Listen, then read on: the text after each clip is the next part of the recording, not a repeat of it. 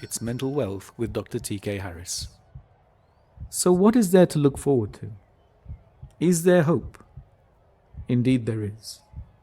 When this is over, and it will be if you hang on, people who have been to the darkest places appreciate life more. It may be that you feel very horrid and grim right now, but if you have ever recovered from this state, you will know that there is nothing like those days when you feel you are back to your normal self. It will feel like you are born again. Every bit of sunshine will feel like it has come directly from heaven. Even a drink of water feels like it was poured for you by God Himself. Alhamdulillah. And why does this happen? It's because you have endured a pain that is unnatural. It's taken over your conscious mind. It really doesn't belong there, but seeing as it's there, you just have to wait it through. You might need to seek help. You might have the courage, but not the means. You might have the means, but not the courage. If there's any chance you can find that help from a doctor or other professional, do it. But if you can't, it's fine.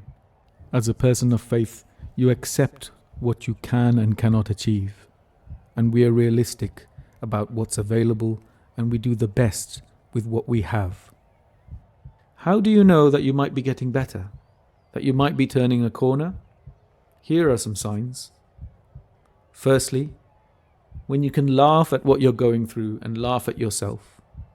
I guarantee you this, that the darkest and funniest jokes come from people who've suffered mentally. Being properly funny is not the business of so-called shiny, happy, normal people. If you've been in the darkness, you will know that sometimes the darkest humor is what gets you through from one moment to the next. Secondly, when you can get a perspective on yourself, when you recognize that you're a person that God is well aware of in everything that you do, and you know that you're a part of a rich creation that is so vast, so beyond our ability to understand it, that it is easy to feel insignificant, and you're okay with that. There's a sign that you're getting better. Thirdly, when you're no longer frightened by what you're going through, when you think to yourself that you can face it down like any problem in life, because that is the truth. When you're able to say, well, what is life but a series of problems? You win some, you lose some. Did God promise you a painless life? No. What does God say about suffering? Firstly, you're going to experience it. Secondly, good and righteous people suffer more because they notice the pain in the world more. They notice injustice more. And oddly enough, God gives more difficulties and stresses to those who He wants to polish up. You can grow. You can become more compassionate, more understanding, more determined to fight for the ones you love, and more focused on your goals than ever. No doubt, suffering can damage you, but it need not destroy you. And in increasing numbers of people, we know that they become mentally richer because of this experience. This is what I'm here to tell you. The message is, you can prime yourself to learn, understand, and put the suffering aside to get through it for now, and when you're ready, you can put the suffering to work in a life story that sees you emerging more successful and more determined than ever to have a renewed zest for life. That will come if you hang on.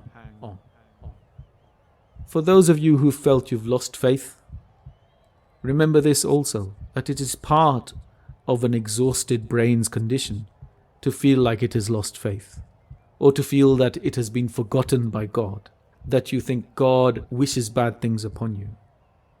All of these are symptoms, they're not facts. The technical word for them is externalization, or another phrase is learned helplessness.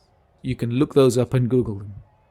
I've helped thousands of people, both with Western medicine and spiritual guidance, if they seek it. From Arab princes to homeless drug addicts, nobody is immune to mental suffering. We are all creatures of God. We are creations of the universe, and we are part of its conscious assets. If you can't feel that love from God right now, don't despair. That's just a sign you're not fully yourself yet. Hang on. We need you to tell us your story. Somebody else might be suffering in future, and they will need to hear your story about how you got through. Be reassured, the world has got a purpose for you yet. If you're still not sure, think in mathematical terms. The brain is only about 2% of your body weight. And that's the part that's suffering. So 98% of your body could potentially be perfectly fine. Let's check it out. Start at your toes. Yeah, that's right, your toes, wiggle them. How are they? Are they okay? Good. What about the feet? How are they? The shins? The knees? The hips? The belly? The lungs? You might have illnesses in different parts of your body, but if you are still here and alive, then overall you are more than 80% okay. The rest of your body is working to keep you alive. And if it's just your brain that's suffering, it seems a bit strange to let that 2% hijack your day. Accept that your brain is struggling and wait it out. Sometimes you might need to just tell yourself, it's just my brain, I must just hang on. It's just my head, I will just hang on. I've got a problem, but I'll handle it when I'm feeling better. Don't feel the pressure, and if you can't accept it right now, accept that. Accept that you will feel better when you just let go a little bit. As hard as that seems, if you just think about it gently, it will start to happen. You might be hung up on anything that you've lost, your job, your career, your loved one. You might have been publicly shamed. In this universe, time is relative. God sees time in hundreds of thousands of years. He sees mountains rise and fall like you and I see waves on water. That job, the exam, the life of someone you love, who has more power over all of that than you? God has. Leave it to Him. These things have always been in His hands anyway. Supposing you lost everything that mattered. Supposing you lost everyone that mattered. So it's just you on the streets with nothing else. Do you think that's not enough? Because if you think so, then you're wrong. All you need is just to be alive. Today, out there, somebody is getting their first paycheck from work. Somebody is becoming a father.